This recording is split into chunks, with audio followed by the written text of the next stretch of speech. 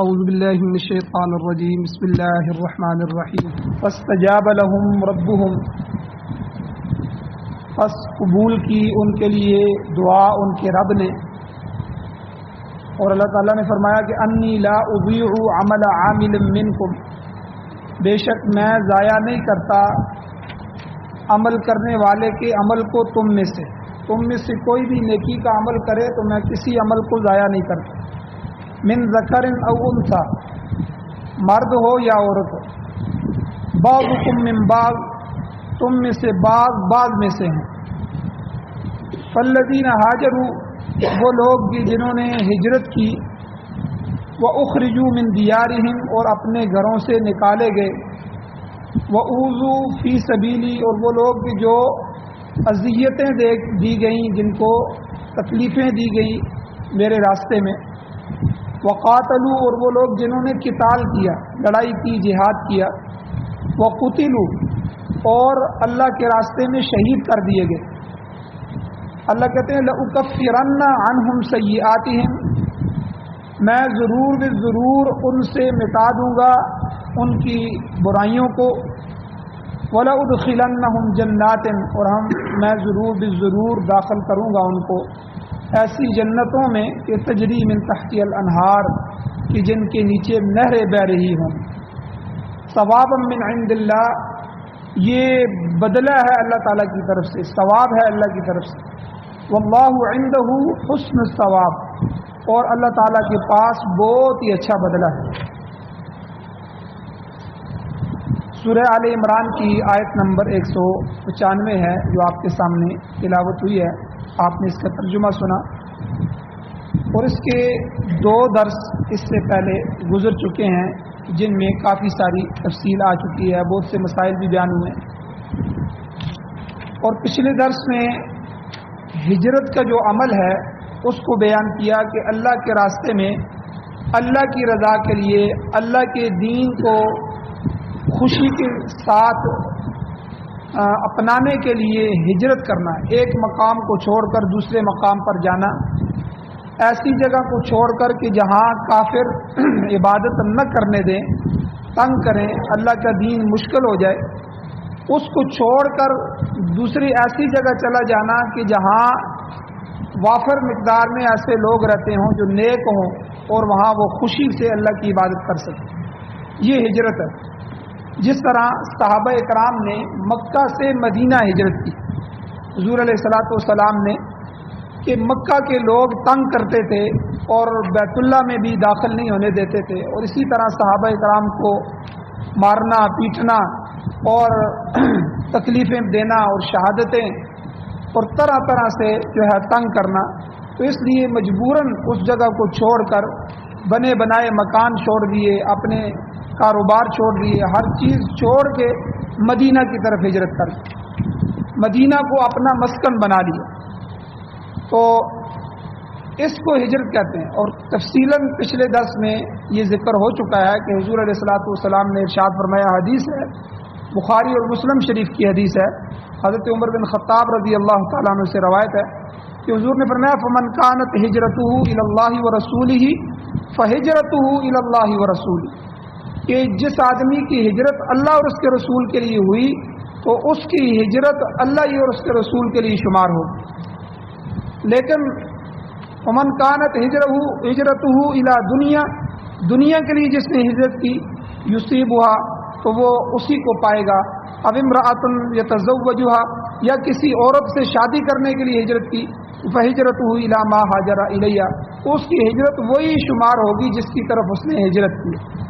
تو یہ اللہ کے نبی نے ضابطہ بیان فرما دیا کہ ایک آدمی اپنے وطن کو چھوڑتا ہے کہ میں یہاں سے جاؤں گا دوسرے ملک میں، وہاں کمائی کروں گا، کئی لوگ اپنے علاقوں کو چھوڑ کے دوسرے علاقوں میں آتے ہیں اس وجہ سے کہ وہاں علاقوں میں جو ہے تنگدستی ہوتی ہے اور فراخی نہیں ہوتی، دوسرے علاقوں میں وسعت ہوتی ہے۔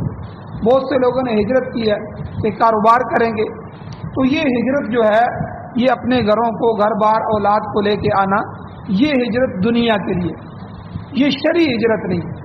شرعی ہجرت وہ ہے کہ جیسے افغانستان کے لوگوں کو ہجرت کروائی گئی، شام کے اندر کتنے لوگوں پر ظلم کیا گیا کہ وہ مہاجر بنے، فلسطین کے اندر اسرائیل نے ظلم کیا کہ انہوں نے ان کو مجبوراً اپنے علاقے چھوڑنے پڑے.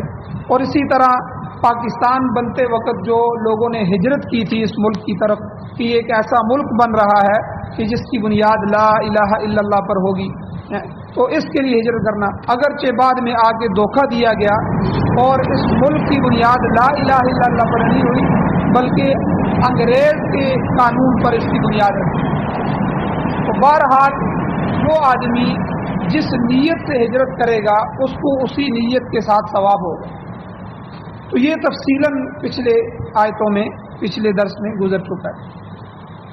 اب آگے اللہ تعالیٰ نے فرمایا کہ ہاجروا فی سبیل اللہ اور وَأُخْرِجُوا مِن دِيَارِهِمْ فَالَّذِينَ هَاجَرُوا وہ لوگ جنہوں نے ہجرت کی، وَأُخْرِجُوا مِن دِيَارِهِمْ اور اپنے گھروں سے نکالے گئے.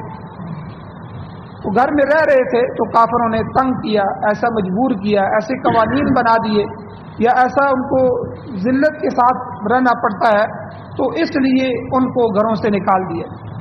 وَأُوذُوا فِي سَبِيلِي اور اللہ کہتے ہیں میرے راستے میں انہیں تکلیف دی گئی. وہ کون سی تکلیف ہے جو کافروں نے اور مشرکوں نے اور اہل کتاب نے، یہود و نصارہ نے مسلمانوں کو نہیں پہنچائی، صحابہ اکرام کو نہیں پہنچائی. انہیں تشدد کا نشانہ بنایا گیا، تپتی ہوئی ریت پر لٹایا گیا. آپ دیکھیں حضرت بلال رضی اللہ تعالیٰ غلام تھے اس وقت، تو آقا ایمان لانے کی وجہ سے کہ تم حضور پر ایمان کیوں لائے، دن کے وقت جو ریت ہوتی تھی اور وہ عرب کی ریت اور عرب کی گرمی، اس گرمی میں وہ ریت بھی آگ بنی ہوتی تھی، اس پر ان کو لٹایا جاتا. اور بہت سے صحابہ اکرام ایسے تھے کہ جن کو انگاروں پر لٹایا گیا اور وہ بعد میں حضور علیہ الصلوۃ والسلام کو اور صحابہ کے زمانے میں وہ اپنی کمر اٹھا کے دکھاتے تھے کہ ہماری کمر دیکھو، ان میں گڑے پڑے ہوئے تھے. تو جب ان سے پوچھا جاتا تو کہتے ہمارے جو مالک تھے یا جو ہمارے کافر اس وقت تھے وہ ہمیں انگاروں پر لٹاتے تھے اور ہمارے خون اور چربی کے گلنے کی وجہ سے وہ آگ بجھتی تھی. اور اسی طرح مالی نقصان پہنچایا گیا. اور اسی طرح کئی ایسے لوگ بھی تھے جن کو آروں سے چیرا گیا، کئی انبیاء کو جو ہے وہ آروں سے چیرا گیا. اور کئی لوگ ایسے تھے جن کو آگ کے کڑاؤں میں ڈالا گیا، تپتی ہوئی آگ اور اس کے اوپر تیل کھولتا ہوا کڑھائی ان کڑاہوں کے اندر ڈال دیا گیا. تو یہ ساری تکالیف دین کے لیے جو ہے اللہ کے راستے میں جو ہے مسلمانوں کو اور انبیاء کو آئی. کتنے نبیوں کے واقعات قرآن مجید میں موجود ہیں. تو اللہ تعالیٰ نے فرمایا کہ وَأُوذُوا فِي سَبِيلِي جنہیں میرے راستے میں تکلیف دی گئی، ستایا گیا، تنگ کیا گیا، مالی نقصان کیا گیا. اور سب سے بڑی دینی تکلیف جو دی گئی کہ دین کی تکلیف دی گئی. پھر اسلام کو استہزاء کا نشانہ بنایا، اسلام کے ساتھ دین کے ساتھ مذاق کیا گیا، یہ بھی ایک قسم کی تکلیف ہے، نفسیاتی تکلیف دی گئی. حضور علیہ الصلوۃ والسلام انہی چیزوں کی وجہ سے زیادہ پریشان رہتے تھے کہ حضور کا مذاق اڑانا، قرآن کا مذاق اڑانا اور اسی طرح اسلام اور دین کا مذاق اڑانا، استہزاء کرنا. پھر قرآن پاک کی تکذیب کی گئی، اتنی سچی کتاب اور بالکل سیدھی کتاب لیکن اس کی تکذیب کی گئی. اور حضور علیہ السلام نبی کریم صلی اللہ علیہ وسلم کی شان میں گستاخی کی. تو یہ تکلیف جسمانی اذیت سے بھی زیادہ تکلیف ہے. یہ روحانی اور نفسانی تکلیف جو ہے یہ جسمانی تکلیف دینے سے بھی زیادہ. یہ ساری تکالیف حضور علیہ الصلوۃ والسلام کو، صحابہ اکرام کو، پہلے زمانے کے انبیاء کو، ان کے ماننے والوں کو دی گئی. اور اس کے بعد قیامت تک ایسے لوگ جو حضور علیہ الصلوۃ والسلام کے مشن پر چلنے والے ہیں ان کو ایسی تکلیفیں دی جائیں. کتنے ہی لوگ ایسے ہیں جو ہمارے علماء میں سے تھے اور ان کو دن دہاڑے جو ہے ٹارگٹ کلنگ کر کے شہید کر دیا گیا. کراچی کی آپ دھرتی پہ دیکھیں، کراچی شہر میں کتنے بڑے بڑے مفتی نظام الدین شامزئی شہید رحمۃ اللہ علیہ اور مولانا یوسف الدھیانوی شہید رحمۃ اللہ علیہ، یہ اسلام کے بڑے بڑے ستون. اور اسی طرح کتنے بڑے بڑے مجاہدین، اسامہ بن لادن شہید، اور اسی طرح جو ہے بڑے بڑے عرب مجاہدین، افغان مجاہدین، ان کو جو ہے اسی طرح دن دہاڑے شہید کیا گیا. اور کتنے ہی ایسے علماء ہیں کہ جن کو ان ظالم حکومتوں نے جو ہے پولیس مقابلوں میں یا دوسری کئی ایسے طریقوں سے ان کو شہید کیا. تو یہ سارے کس لیے کہ یہ علماء اور یہ نیک لوگ اللہ کے دین پر چلنے والے. ان کا کوئی جرم نہیں تھا، صرف جرم یہ تھا کہ تم جو ہے اسلام کی آواز کیوں لگاتے ہو، تم خلافت کی آواز کیوں لگاتے ہو، ہمارے نظام کے مقابلے میں ایک اور نظام کیوں لے کے آتے ہو، انگریز کے نظام کے مقابلے میں اسلامی نظام کی کیوں بات کرتے ہو، اور انگریزی عدالتوں کے مقابلے میں شرعی عدالتوں کی کیوں بات کرتے ہو۔ اور دیکھیں قوم کو کیسے دھوکہ دیا گیا کہ جو ہے اسلامی نظریاتی کونسل یہ بھی بنائی گئی اور دوسری انگریزی عدالتیں بھی بنائی گئی کہ بھائی آپ اپنا کیس انگریزی عدالتوں میں لے جائیں، اگر چاہتے ہیں تو آپ شرعی عدالتوں میں لے جائیں، اور شرعی عدالت کی کوئی فیصلہ قابل قبول نہیں ہے۔ تو بہرحال یہ ساری کی ساری وہ چیزیں ہیں جو اللہ کے راستے میں تکلیف دینے کے مترادف ہیں۔ تو اللہ تعالیٰ نے فرمایا وَأُوذُوا فِي سَبِيلِي، کہ وہ لوگ کہ جو میرے راستے میں ستائے گئے، ان کو میرے راستے میں میرے دین پر چلنے کی وجہ سے ان کو تکالیف دی گئی۔ اسی لیے حضور علیہ الصلوۃ والسلام دعا فرماتے تھے اللہم لا تجعل مصیبتنا فی دیننا، یہ حضور کی دعا تھی، اے اللہ دین کے معاملے میں ہمیں اذیت نہ پہنچا، مصیبت میں مبتلا نہ فرما، ہم اسے برداشت نہیں کر سکتے۔ اسی لیے علماء کرام نے لکھا ہے کہ اللہ تعالیٰ سے جنگ اور مصیبت مانگنی نہیں چاہیے، اللہ تعالیٰ سے جو ہے لڑائی اور تکلیف مانگنی نہیں چاہیے، ہاں اللہ تعالیٰ سے عافیت مانگے، اللہم انی اسألک العفو والعافیہ، اے اللہ میں معافی اور عافیت چاہتا ہوں، خیر چاہتا ہوں کہ میرے معاملے میں خیر ہو جائے، کیونکہ جب تکلیف آتی ہے وہ تکلیف میں ہر بندہ اس میں کامل نہیں اتر سکتا، ہر بندہ اللہ کی آزمائش اور امتحان میں کامیاب نہیں ہو سکتا۔ یہ تو وہ پیغمبر تھے جن کو کڑاہوں میں ڈالا گیا، آروں سے چیرا گیا۔ آپ اندازہ لگائیں، میں اور آپ خود اپنے ایمان کی سطح کا اندازہ لگائیں، ہمیں کوئی حکومت پکڑ لے اور ہمیں کہا جائے کہ تمہیں قید دی جائے گی تو ہم قید پر بھی ان سے بات چیت کر لیں گے، فیصلے کر لیں گے، ہمارا تو ایمان اتنا کمزور ہے۔ اس لیے اللہ تعالیٰ سے ہر وقت خیر مانگنی چاہیے، اللہ سے عافیت مانگنی چاہیے، مصیبت اور جنگ نہیں مانگنی چاہیے۔ تو حضور علیہ السلام کی یہ دعا ہے، حضور مانگتے تھے اللہم لا تجعل مصیبتنا فی دیننا، اے اللہ ہمیں دین کے معاملے میں اذیت سے محفوظ فرما، تکلیف اور جو ہے پریشانی سے محفوظ فرما۔ تو اسی طرح گزشتہ رکوع میں بھی گزر چکا ہے کہ اہل ایمان جو ہیں، اللہ تعالیٰ نے فرمایا کہ اے اہل ایمان تمہیں مالوں اور جانوں کے ذریعے سے آزمایا جائے گا، تمہیں اہل کتاب اور مشرکین کی طرف سے اذیت ناک باتیں سننا پڑیں گی، اور اگر ان تکالیف پر صبر کرو گے، تقوی کا راستہ اختیار کرو گے تو یہ چیز دین میں مطلوب ہے، یہی تو مقصود ہے، اور یہی تمہارے لیے فوز و فلاح کی باعث ہے، تمہاری کامیابی کا باعث۔ اور پھر فرمایا کہ تم میں سے کچھ لوگ ایسے ہیں وقاتلوا، جنہوں نے اللہ کے راستے میں جہاد بالسیف کیا، تلوار والا جہاد۔ یاد رکھیں یہ جو اسلامی اصطلاحیں ہیں، اسلامی اصطلاح جو ہم استعمال کرتے ہیں، حج، نماز، روزہ، ٹھیک ہے، زکوٰۃ، جہاد، یہ اسلامی اصطلاحیں، ان کے دو معنی ہوتے ہیں، ایک ہوتا ہے لغوی معنی، ایک ہوتا ہے اصطلاحی معنی۔ لغوی معنی اور ہوتا ہے، اصطلاح شریعت میں جو معنی ہوتا ہے اس اصطلاح میں تو وہ معنی اور ہوتا ہے۔ جیسے زکوٰۃ ہے، زکوٰۃ کا معنی ہے پاک کرنا، اب کپڑے کو پاک کرنے کو زکوٰۃ نہیں کہیں گے، لغوی معنی نہیں مراد لیں گے، بلکہ زکوٰۃ کا شرعی اصطلاحی معنی لیں گے کہ شریعت نے اس کا کیا معنی لیا، اور شریعت نے معنی لیا ہے کہ اپنے مال کو پاک کرنا اللہ کے راستے میں صدقہ متعین دے کے، یعنی جو اللہ نے تمہارے اوپر سالانہ زکوٰۃ فرض کی ہے اتنا حصہ نکال کے اللہ کے راستے میں دو گے تو تمہارا مال پاک ہو جائے گا۔ تو یہ شرعی حکم مراد ہے، عام پاک کرنا مراد نہیں ہے۔ اور اسی طرح حج، حج کا معنی ہے ارادہ کرنا، عربی میں حج یحج، حج کا معنی قصد کرنا، ارادہ کرنا۔ اب یہ نہیں کہ میں پنڈی جا رہا ہوں یا کسی جگہ جا رہا ہوں تو میں ارادہ کر کے جا رہا ہوں، یہ بھی حج ہو گیا، یہ لغوی معنی ہے۔ اصطلاح شریعت کی اصطلاح میں حج کا کیا معنی ہے کہ مخصوص دنوں میں جو ہے مخصوص نیت کے ساتھ مخصوص افعال و ارکان کو مخصوص جگہوں میں ادا کرنا۔ 8 ذی الحجہ، 9 ذی الحجہ، 10 ذی الحجہ، 11، 12 ذی الحجہ، یہ 5 دن حج کے ہوتے ہیں۔ انہی 5 دنوں میں مخصوص جگہوں میں جا کے، مینا میں، مزدلفہ میں، عرفات میں، اور اسی طرح جہاں جہاں جو ہے وہ حکم دیا گیا ان جگہوں میں جا کے مخصوص افعال اور ارکان ادا کرنا۔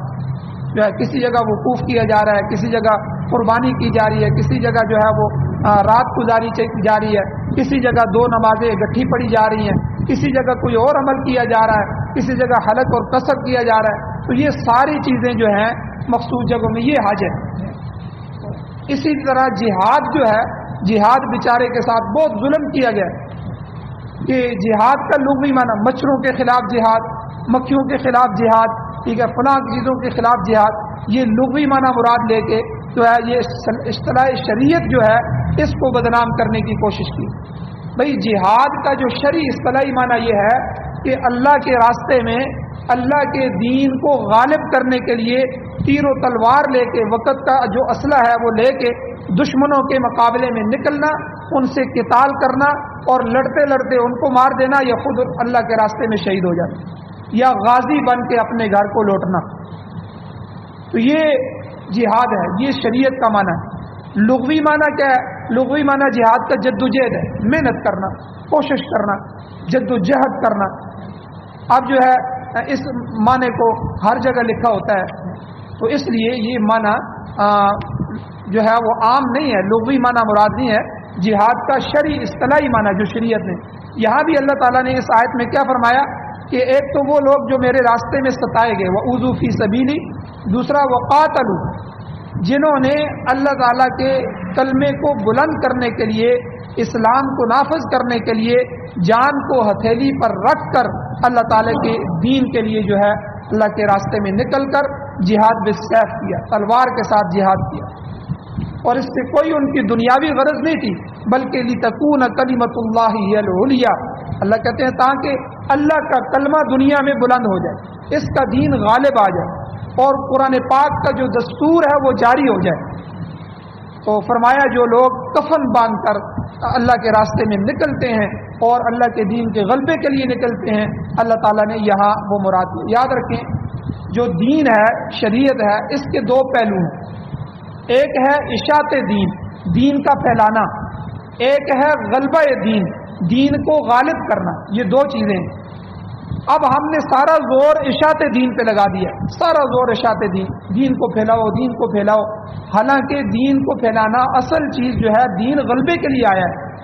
اللہ نے حضور علیہ الصلوۃ والسلام کا جو مقصد بعثت ہے کہ آپ کو کیوں بھیجا گیا، اس کو قرآن مجید میں بیان فرمایا هو الذی ارسل رسولہ، وہ اللہ وہ ذات ہے جس نے اپنے رسول کو بھیجا۔ کیوں بھیجا؟ هو الذی ارسل رسولہ بالہدی ودین الحق، ہدایت کے ساتھ بھیجا اور دین حق دے کے بھیجا، لیظہرہ علی الدین کلہ، تاکہ اس کا لایا ہوا دین دنیا کے سارے ادیان باطلہ پر غالب آ جائے۔ جتنے بھی باطل، ہندوؤں کا ایک مذہب ہے، عیسائیوں کا ایک مذہب ہے، یہودیوں کا مذہب ہے، سکھوں کا اپنا دین ہے، تو ان سارے دینوں پر اللہ کے رسول کا دین غالب آ جائے، لیظہرہ علی الدین کلہ۔ یہ حضور علیہ الصلوۃ والسلام کے دنیا میں بھیجنے کا مقصد کہ جو بات اللہ چاہتے ہیں وہ غالب آ جائے، اس کو پھیلاؤ، اس نظام کو نافذ کرو، اس کو کہتے ہیں غلبہ دین۔ اب اشاعت دین کے مدارس بناؤ، بچوں کو حافظ بناؤ، قرآن کے عالم بناؤ، مفتی بناؤ، لیکن بھائی عمل کے لیے اس کو نافذ بھی کرو۔ اب دیکھیں مدرسے کی چار دیواری کے اندر جو ہے یہ بات پڑھائی جاتی ہے کہ چور کا ہاتھ کاٹیں گے، قرآن کی آیات موجود ہے، اور جو زانی ہوگا اس کی یہ سزا ہے، شراب کی یہ سزا ہے، جو کسی کو قتل کرتا ہے اس کے بدلے میں اس کو قتل کیا جائے گا، قصاص ہے، اور دیت کا معاملہ ہے، یہ سارے پڑھائے جاتے ہیں۔ لیکن جو ہی مدرسے کی دروازے سے باہر نکلیں گے اس کی بات نہیں کرنی۔ آپ ریاست کے سامنے ریاست لانا چاہتے ہیں، آپ نظام کے سامنے نظام کی بات کرتے ہیں، ہمارا نظام چل رہا ہے، آپ جو ہے ہمارے نظام کو توڑنا چاہتے ہیں، آپ ملک کے باغی ہو جائیں گے۔ یہی قرآن کی بات اگر اس مسجد کے دروازے سے باہر کریں گے کہ مولوی صاحب نے یہ بات کہی ہے کہ اللہ نے یہ قرآن کا ہمیں اس لیے بھیجا ہے، اس قرآن کو دستور بناؤ، اس قرآن کو ضابطہ حیات بناؤ، زندگی کا ضابطہ بناؤ، اس کو آئین بناؤ۔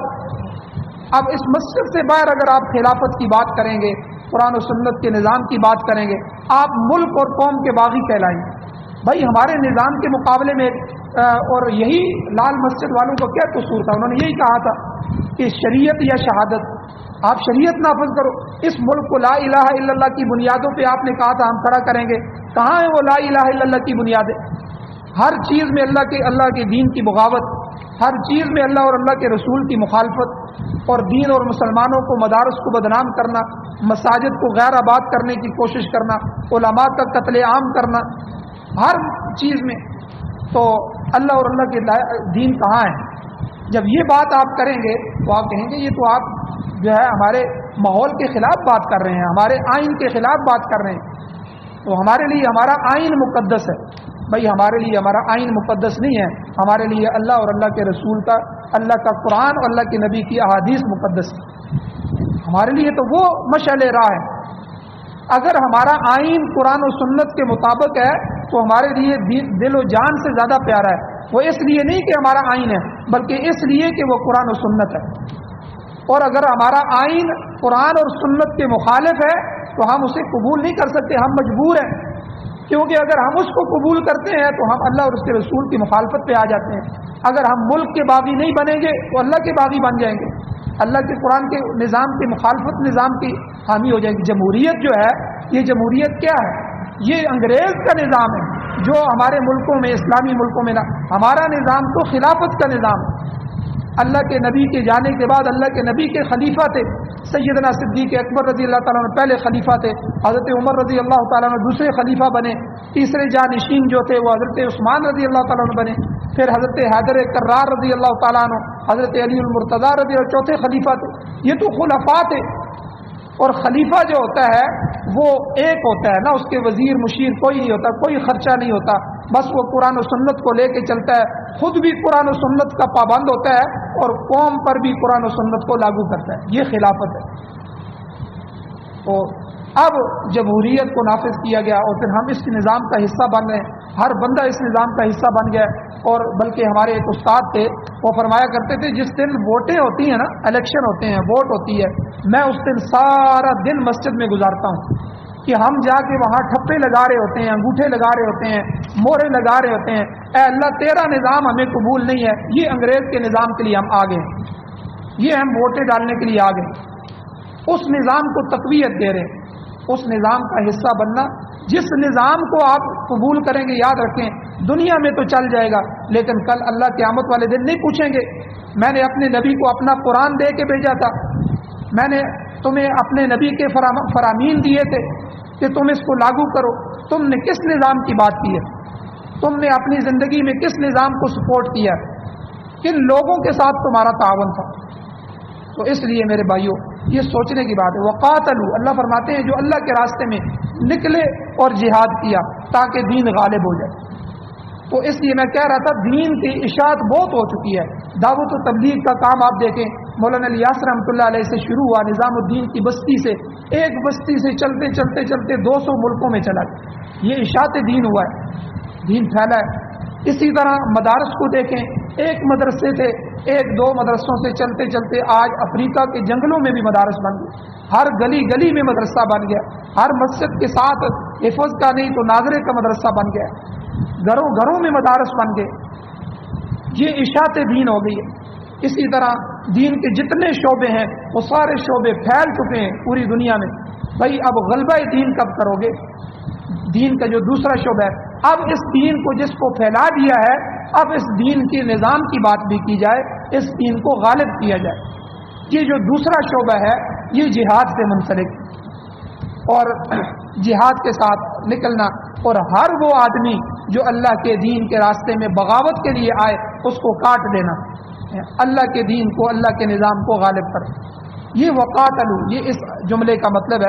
اللہ کہتے ہیں وہ لوگ جنہوں نے ہمارے راستے میں قتال کیا، وہ قتلوا، دو جملے اللہ نے پڑھا، جب قتال کیا تو وہ قتلوا، اور اللہ کے راستے میں شہید کر دیے گئے، اللہ کی راہ میں انہوں نے اپنی جان جیسی قیمتی متاع، قیمتی چیز بھی قربان کر دی، کہ اس سے بڑی قربانی اور کیا ہو سکتی ہے۔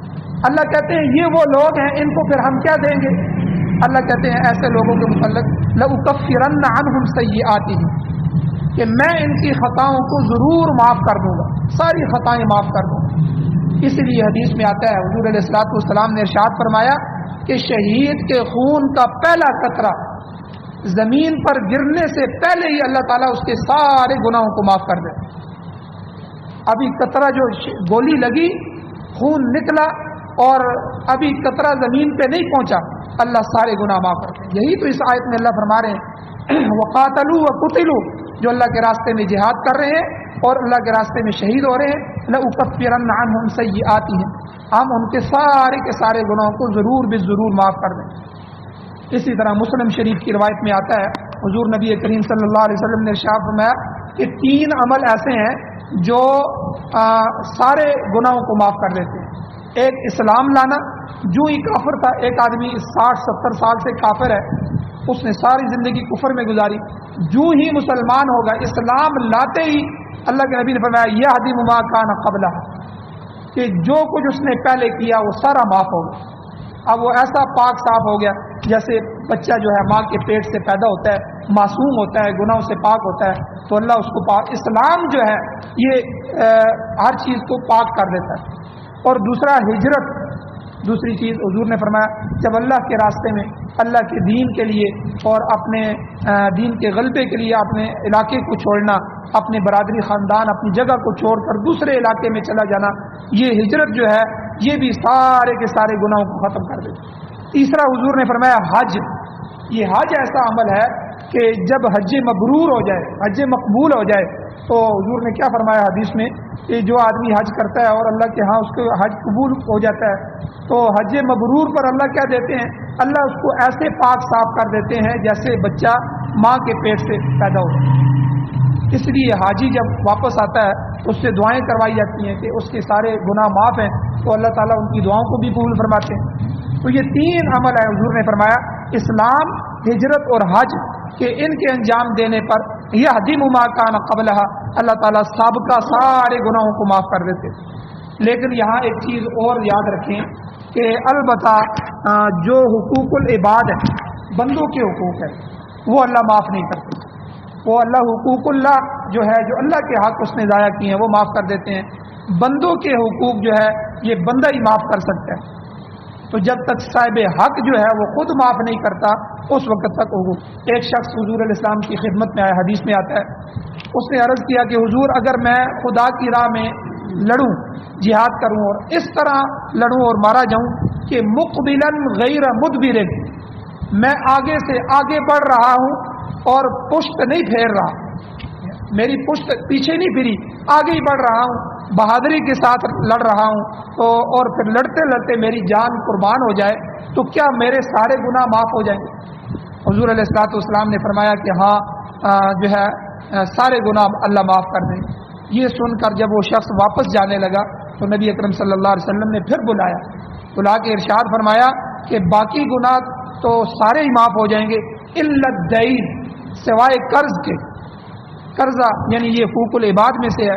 تو آپ علیہ السلام نے فرمایا کہ جبرائیل علیہ السلام نے آ کر مجھے ابھی بتایا ہے کہ شہادت سے قرضہ معاف نہیں ہوتا، تو چونکہ قرضہ کسی کا دینا ہوتا ہے، یہ تو اللہ کا معاملہ نہیں ہے، حقوق اللہ میں سے تو نہیں ہے۔ حقوق اللہ میں نماز، روزہ، حج، زکوٰۃ وغیرہ ہے، یہ اللہ اپنے حق معاف کر دیتا ہے۔ لیکن جو حقوق العباد ہیں، بندوں کے حق ہیں، ان میں سے سب سے بڑی چیز قرضہ ہے کہ قرض کسی سے لیا وہ تو وہی بندہ معاف کر سکتا ہے، غیبت کسی کی ہے تو وہی بندہ معاف کر سکتا ہے، اسی طرح کسی کی زمین دبا دی ہے وہی بندہ معاف کر سکتا ہے، بیوی کا مہر لکھا ہے اور مہر اس کو دیتا نہیں ہے تو بیوی معاف کر سکتی ہے، اسی طرح بہنوں کی زمین دبا کے بیٹھا ہوا ہے، بہنوں کو اپنی وراثت میں سے حصہ نہیں دے رہا تو بہنیں ہی معاف کر سکتی ہیں، یہ تو اللہ معاف نہیں کر سکتی، یہ تو حقوق العباد میں سے آتا ہے۔ اس لیے یاد رکھیں حدیث میں آتا ہے، بڑی سخت حدیث ہے، بڑی سخت حدیث ہے، بڑا سخت حکم ہے۔ صحابہ بیٹھے ہوئے تھے، حضور علیہ الصلوۃ والسلام نے سوال کیا، اے میرے صحابہ بتاؤ میری امت کا مفلس کون ہے، غریب کون ہے، مفلس کون ہے؟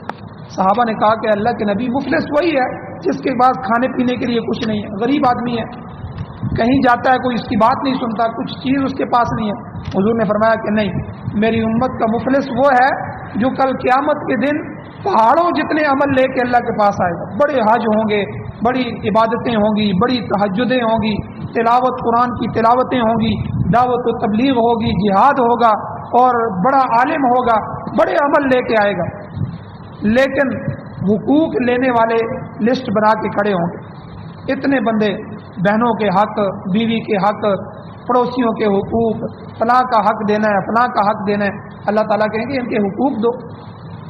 اب وہاں تو کرنسی نہیں ہوگی، پیسے تو نہیں ہوں گے، حقوق کیسے دے؟ وہاں زمینیں تو نہیں ہیں کہ وہاں زمین اٹھا کے دے دے، اچھا جی لے جی اب زمین، کیونکہ یہ زندگی موت تک کا سفر ہے، موت کے بعد یہ ساری چیزیں ختم، آگے جو سکہ چل رہا ہے آگے سکہ اور ہے، آگے سکہ عمل کا سکہ ہے۔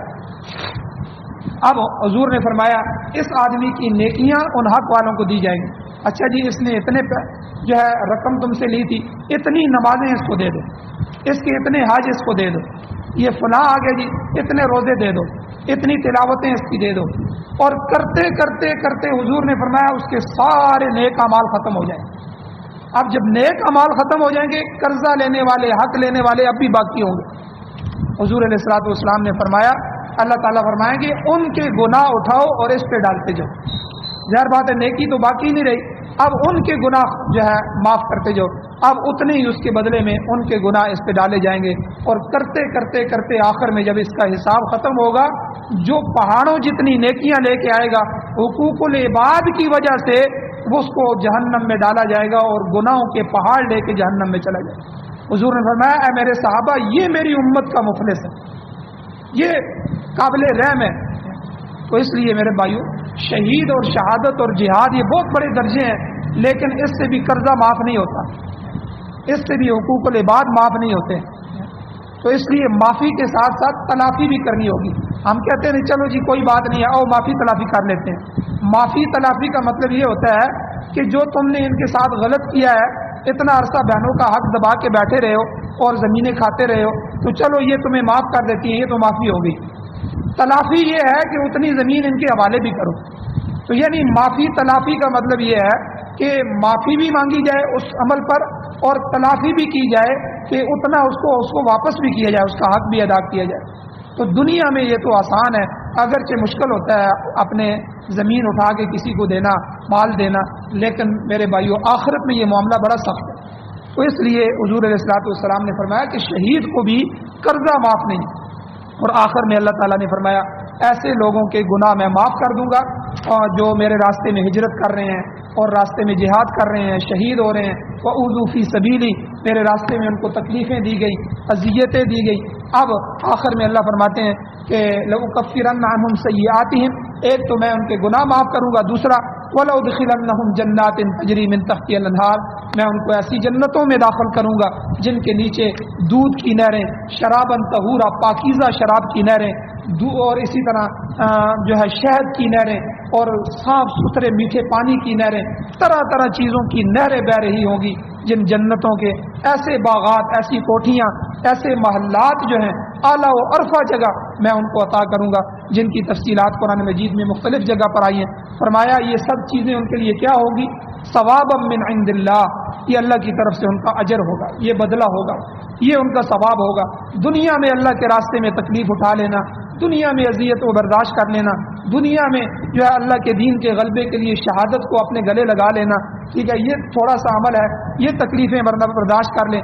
آخرت میں اس کو جو ملنے والا ہے اللہ نے اس آیت میں بیان فرمایا ثواب من عند اللہ. اللہ کہتے ہیں یہ وہ ثواب ہے کہ جو ایمان لائے، اللہ کا ہر حالت میں ذکر کرتے رہے، دعائیں کرتے رہے، مشقت کے کام انجام دیے، جہاد میں حصہ لیا، دین پر مشکل حالت میں بھی قائم رہے، اور اس کا بدلہ پھر ایسا ہی ہونا چاہیے. اور آگے اللہ نے فرمایا واللہ عنده حسن الثواب، بے شک اللہ کے ہاں جو بدلہ ہے وہ بہت ہی اچھا بدلہ ہے. ایسا بدلہ صرف اللہ کے پاس ہی ہو سکتا ہے، لہٰذا اس کی اطاعت اور فرمانبرداری کرنی چاہیے، ہمیشہ اس کی وحدانیت کو پیش نظر رکھنا چاہیے، اللہ کے بغاوت نہیں کرنی چاہیے اور اللہ کے دشمنوں کا ساتھ نہیں دینا چاہیے. اللہ تعالیٰ سے دعا ہے اللہ ہمیں عمل کی توفیق عطا فرمائے. آمین. الحمدللہ رب العالمین والعاقبۃ للمتقین والصلاۃ والسلام علی رسولہ النبی الامی الکریم. یا اللہ ہماری کمیوں کوتاہیوں کو معاف فرمائیے، درگزر فرمائیے. یا اللہ صغیرہ کبیرہ گناہوں کو معاف فرمائیے. یا اللہ یہ جتنے عمل آپ نے اس آیت میں بیان فرمائے ہیں، یا اللہ ہجرت کا عمل ہے، آپ کے دین کے غلبہ کا عمل ہے، آپ کے راستے میں جہاد کرنا ہے اور آپ کے راستے میں جہاد کرتے کرتے شہید ہو جانا ہے. یا اللہ جن پر آپ نے اتنے وعدے کیے ہیں، یا اللہ یہ سارے اعمال ہمیں کرنے کی توفیق عطا فرما. یا اللہ اپنے دین کا غلبہ نصیب فرما. یا اللہ پاکستان سمیت پوری دنیا میں قرآن و سنت کا نظام نصیب فرما. یا اللہ قرآن و سنت کا غلبہ نصیب فرما. یا اللہ قرآن و سنت کو بطور آئین، بطور دستور، بطور ضابطۂ حیات ہمیں نصیب فرما. یا اللہ پریشان حال لوگوں کی مدد فرما. یا اللہ مقروضوں کی مدد فرما. یا اللہ بیماروں کو شفا عطا فرما. یا اللہ جو حضرات اس دنیا سے ایمان کی حالت سے جا چکے ہیں، یا اللہ ان سب کی بخشش فرما. یا اللہ ہمارے ایمان کی حفاظت فرما، ہماری جان کی حفاظت فرما. یا اللہ جو ناسمجھ لوگ ہیں یا اللہ جو دین کو نہیں سمجھتے، آپ کے نظام کو نہیں سمجھتے، یا اللہ وہ علماء کو، مساجد کو تنگ کرتے ہیں، یا اللہ ایسے لوگوں کو اور دین کے سامنے رکاوٹ بن جاتے ہیں بے علمی میں، یا اللہ ناواقفیت کی وجہ سے، یا اللہ ہمارے مسلمان بھائیوں کو سمجھ عطا فرما، یا اللہ اپنے دین کی سمجھ عطا فرما۔ صلی اللہ تعالیٰ علی خیر خلقہ محمد و آلہ و صحبہ اجمعین برحمتک یا